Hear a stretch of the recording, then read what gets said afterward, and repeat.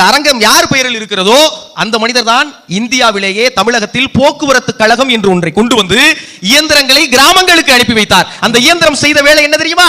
கிராமங்கள்ல சாதி பெயர்களால் அழைக்கப்பட்ட நபர்களின் பிள்ளைகள் இன்று ஜோகோல வேலை பார்க்கிறார்ல சண்முகம், HCL வேலை பார்க்கிறார்ல கிருஷ்ண, அமேசான்ல வேலை பார்க்கிறார்ல ஆறுமுகம் என்று சாதி பெயர்கள் மறுத்து போய் அவர்களின் தொழில் பெயர் வருகிற சமூக நீதியை இயந்திரங்கள் இங்க கொண்டு வந்திருக்கா இல்லையா? அன்னைய தினத்துக்கு ஒரு கவிதை படிச்சேன், கந்தர்வனோட கவிதை. ஆளும் கிழமையும் நலிந்தோர் கிள்ளை, ஞாயிற்றுக்கிழமைகள் பெண்களுக்கு இல்லைன்னு சொன்னார். இன்னைக்கு நிலை மாறி இருக்கா இல்லையா? பெண்கள் ஞாயிற்றுக்கிழமை வெளியே ரெஸ்டாரண்ட்ல தான் ஃபுட் ஆர்டர் பண்றாங்க.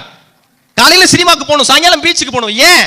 அடுப்பூதும் பெண்களுக்கு படிப்பதற்குன்னு சொன்ன அந்த அடுப்பையும் சேர்த்து எடுத்துட்டு கேஸ் அடுப்பு கொடுத்ததால மட்டும் இல்ல, கேஷை அடுக்குகிற நிலையை பெண்களுக்கு இந்த இயந்திரம் கொடுத்ததால தான் இன்னைக்கு நிலை வந்திருக்கு.